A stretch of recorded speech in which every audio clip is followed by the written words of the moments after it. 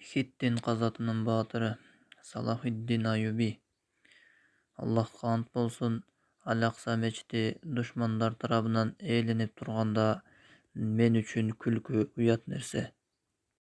Ан-Насир Салахиддин. Биз сөз кыла турган баатырыбыз көпчүлүк бөлүгү мусулман болгон улуу күрд коомунан болот.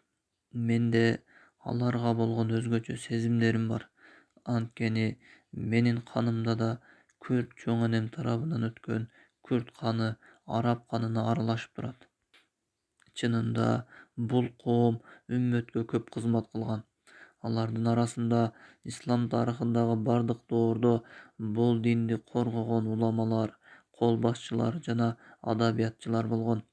Бул элден чыккан кээ бир белгилүү инсандардын атын атап кетүү өзү жетерлик болот. Мисалы, Иерусалимди бошоткон Ан-Насир Салахиддин жана белгилүү тарыхчы, адабиятчы, жогорку сот жана Вафаят аль-Аян китебинин автору Ибн Халликан өсүмдүктөрдүн аргындашуу жолун алгачкылардан болуп аныктаган мусулман ботаниги Ад-Динавари да күрд чыгаандарынан болгон. Ал австриялык Менделден изилдөөлөрдү жана байкоо жүргүзүүлөрү жагынан алдыда болгон. Куран жаттагандардын шейхи Ибн аль-Жазари, ошондой эле араб тилинин аалымы, белгилүү грамматик жана Малики мазхабынын факихи Ибн аль-Хаджиб, жаңы Туркияны дин жагынан көтөргөн Бадуиззаман ан-Нурси, ошондой эле Ирак акыны Маруф ар-Русафи, акындардын эмири Ахмад Шаукинин да күрд экенин уккандар таң калышы мүмкүн. Чынында мусулман күрдтөрүнүн улуу инсандарынын баары бул аз гана саптарга батыра албайбыз. Алар тарыхта исламга, мусулмандарга жана араб тилине зор кызмат кылышкан. Бирок кээ бир улутчул шовинист коомдор жана уюмдар бул чындыктарды билгилери келбей, араб улутчулдук пикирин колдоо деген шылтоо менен күрдтөрдүн маданиятын жок кылуу жана күрд элин куугунтуктоо иштерин жүргүзүп жатышат. Бирок буга карабай, мусулман күрдтөр тарыхта бул үммөттүн бир бөлүгү болгон жана мындан ары да ушундай болуп кала берет. Биз Салахиддин Аюбинин өмүр таржымалындагы көпчүлүк айтып жүргөн Хаттин салгылашуусундагы жеңиши тууралуу сөз кылбайбыз. Түшүндүрмө: Хаттин согушу 1187 жылы 4-июлда кресттүүлөрдүн Иерусалим падышалыгы менен Аюбиттер династиясы салгылашып, жыйынтыгында Салахиддин аль-Аюбинин жетекчилиги менен мусулмандар жеңишке жетишкен. Түшүндүрмөнүн аягы. Бул китепте эки себеп менен ал каза тууралуу жазылбайт. Биринчиси, Салахиддин Аюбинин Иерусалимди кресттүүлөрдөн бошотконун кары жашы дебей, мусулманы да мусулман эмеси да жакшы билет. Экинчи себеби, менин бул китептеги максатым мусулмандардын жеңишинин кандай экендиги эмес, балким кантип жана эмненин себебинен жеңишке жеткендиктерин жазуу. Курал кармоону ниет кылып койсок эле, жеңиш бир күн өзү келет деп олтурган мусулман жаштарынын бул жоругу эң чоң ката болуп эсептелет. Бул байкуш жаштар согуш бул жеңишке жетүүдөгү эң акыркы жол экенин түшүнүшпөйт.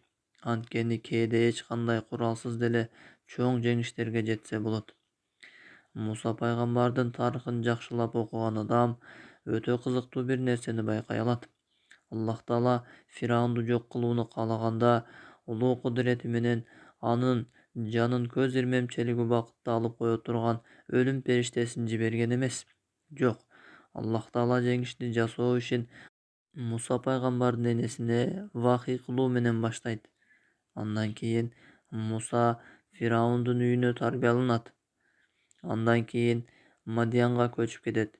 Египетке кайра келип, Фираун менен талашып тартышты. Курал менен эмес, сөз менен баштайт. Андан кийин Исрайыл урпактарын ислам динине машакаттуу жол менен узак жылдар бою чакырат. Андан кийин алар менен Египеттен чыгып баратканда Залым Фираун аскери менен алардын артынан кууп барып, сууга чөгүп өлөт. Ошентип Муса пайгамбар Фираунду эч кандай согушсуз эле жеңип алган. Ушул жерде бир суроо пайда болот.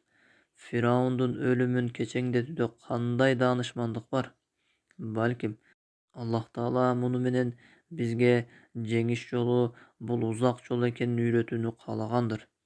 Азыркы учурда курал көтөрүп жеңишке шашылган ислам кыймылдары саясий да, диний да максаттарына жете электе башталбай жатып кулап калып жатышат. О жараткан, булар үммөттүн жаштарын абактарга салып, исламды мусулманга да, мусулман эмеске да жаманаттык кылгандан башкага жарашкан жок.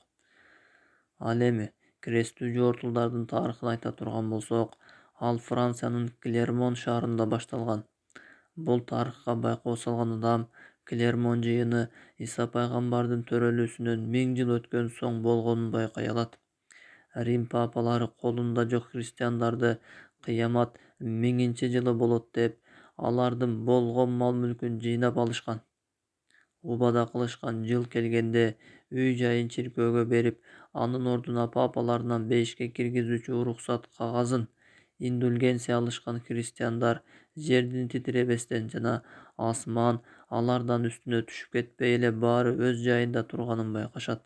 Ошондо алар чиркөөдөгүлөр дин адамдары эмес эле накта уурулар экенин түшүнүшөт. Жалганчы папалары аларды бул иш оор болгондугу үчүн Кудай ага даярданып жатат. Дагы бир аз убакыт керек деп жошутушкан. Бирок жылдар өтүп эч нерсе байкалбайт. Рим папасы ар жылы жаңы жалган чыгаруу менен алек болгону менен жөнөкөй христиандардын арасында аларга болгон нааразычылык өсө баштайт. Эгер папа Урбан бул алданган христиандарды чиркөөлөргө кол салганга чейин мусулмандарга каршы үгүттөп койбогондо, бул жалгандарынын аягы жакшылык менен бүтпөсө керек эле. Чынында анын планы ишке ашып, католик христиандары биринчи эле Константинопольдогу өздөрүнүн ортодоксал христиан православ диндештерине кол салышып, аларга карата тарыхта болуп көрбөгөндөй массалык кыргын уюштурушат. Мына ушул окуя католиктер менен православдардын ортосундагы чоң ажырымга себеп болуп, азыркы күнгө чейин уланып келе жатат. Католиктердин өздөрүнүн диндеши православдарды өлтүрүп, талап тоногонун Мухаммад аль-Фатихтин Константинопольго киргенде ортодоксалдуу христиандарына кылган жакшы мамилесине салыштырып көргүлө.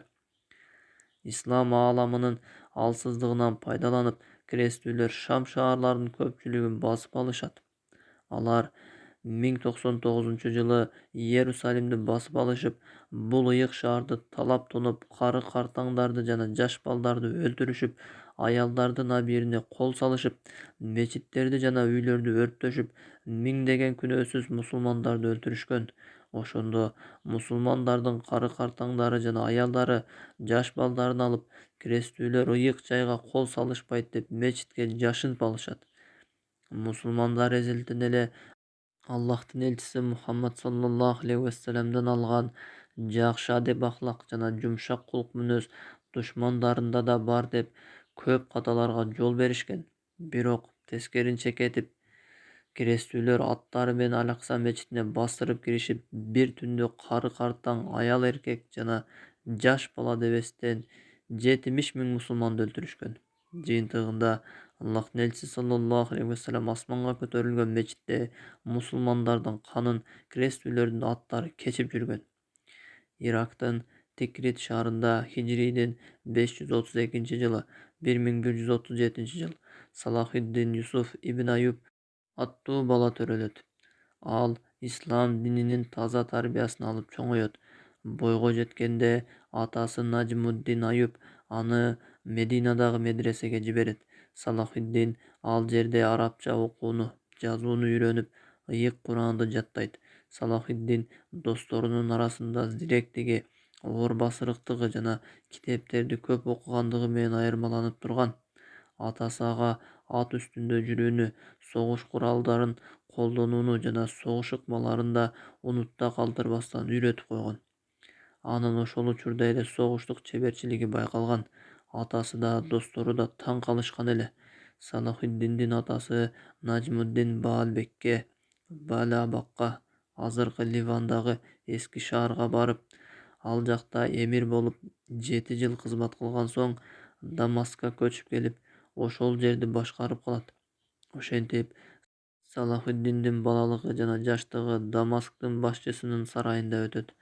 Салахиддиндин замандаштары аны Евклидова геометриясын, Альмагестти арифметика жана шарият илимдерин мыкты өздөштүргөн деп айтышкан. Түшүндүрмө: Альмагест улуу түзүлүш, курулуш, Клавдий Птоломейдин классикалык эмгеги.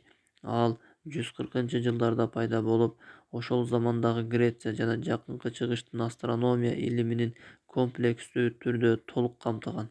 Түшүндүрмөнүн аягы. Тарыхый булактар Салахиддин Аюбинин аскер билимине караганда диний илимди, өзгөчө исламдагы укуктануу илимин жактырганын айтышкан. Ошондой эле ал Санжираны, арабтардын тарыхын жана ырларын жактырып окуган. Ал белгилүү араб акыны Абу Таммамдын Хамаса аттуу жыйнагын толук жаттап алган. Ошондой эле анын саяпкерлик жөндөмү болгондугу үчүн арабтардын асыл тукум аттарын жакшы көрөт эле. Салахиддин Аюбиге атасы Нажмуддин Аюб ислам үммөтүндөгү баатырлар тууралуу көп айтып бергендиги анын өмүр таржымалындагы бизге өтө керектүү жерлеринен деп ойлоймун. Бул ыкма баатырларды тарбиялоодо тарыхтын зарылдыгын дагы бир жолу тастыктап жатат. Ошондуктан перзенттерибизди жаштайынан үммөттүн улуу инсандарынын тарыхын айтып берүү менен тарбиялашыбыз керек. Ошондо бизге үммөттүн кадыр-баркын кайтара турган миң Салахиддин чыгат. Ал эми Хаттиндеги жеңиши Салахиддин Аюби кыянатчы Убайдилердин Фатимилер өлкөсүнөн кутулуу чечимин чыгаргандан кийин башталат. Эгер биз крестүүлөрдү жеңүүнү кааласак, анда Салахиддиндин бул сабагын жакшылап үйрөнүп алуубуз зарыл. Анын доорунда крестүүлөр Иерусалимди басып алышкан. Бирок Салахиддин дароо алар менен согушууга өтпөстөн, шиялардын Убайди мамлекетин жок кылып, анан өтүүнү туура көргөн. Биз жогоруда Осмонилердин падышасы Селим биринчи алгач мусулмандарга каршы согушуу үчүн Португал крестүүлөрү менен союз түзгөн Ирандагы Сефевилер менен согушкандыгын айтып өттүк. Селим биринчи шиялардын падышасы Исмаил ас-Сафавинин аскерин талкалагандан кийин крестүүлөрдү жок кылган. Аллах Таала ыйык Куранда мындай эки жүздүүлөр тууралуу төмөндөгү аятта айткан: Алар душмандар, абайла алардан. Мунафикун сүрөсү 4-аят. Араб окуу программаларын мактаган шииттик Фатимилер мамлекети Магрибте жана Египетте миңдеген мусулмандарды өлтүргөн мамлекет. Андалуста жана Иерусалимде крестүүлөргө жардам берген эки жүздүү өлкөнүн тарыхы Убайдуллах ибн Маймун аль-Каддахтан башталат. Анын чоң атасы еврей болгон. Ал Магрибке качып барып, мен Мухаммад алейхиссаламдын кызы Фатиманын урпагынан боломун деп жалган айтып, элдерди ишендирип алат. Аллахтын элчиси саллаллаху алейхи вассаламды жана анын үй бүлөсүнө сый-урмат көрсөткөн Магриб эли ага алданышып, ээрчип алышат. Бирок ал эки жүздүү Иплас көптөгөн мусулмандарды өлтүрөт. Андан кийин анын орун басары Аль-Муиз Аль-Фатими Египетти басып алып, ал жердеги мусулмандардын уламаларын өлтүрүп, мечиттерде сахабаларды тилдеп эле тим болбостон, кээде Аллахтын элчиси саллаллаху алейхи вассаламды да тилдеген. Алардын падышалары Андалуста крестүүлөрдүн кол башчысы Самуэль ибн Хафсунга жардам бергенден кийин Шам шаарындагы крестүүлөргө да жардам беришкен. Мына ушул заманда Салахиддин Аюби келип, бул эки жүздүү ыплас өлкөнү жер бетинен жок кылууга чечим чыгарат. Мына ошондо Хаттин жеңиши чечилген. Салахиддин Аюбинин кантип жеңишке жеткен тарыхын карап чыккандан кийин эмне үчүн биздин окуу китептерибизде Фатима аз-Захра деген атка жамынып алышкан адилетсиз, жалганчы жана эки жүздүү Убайдилердин Фатимилердин мамлекетин макташат деген суроо жаралат? Балким Египеттин жаштары өздөрүнүн борбору Каирди Муиздин шаары деп атоону токтотушар. Алардын ата-бабаларын дал ушул Муиз Лидиниллах аль-Фатими өлтүргөнүн билишпейби?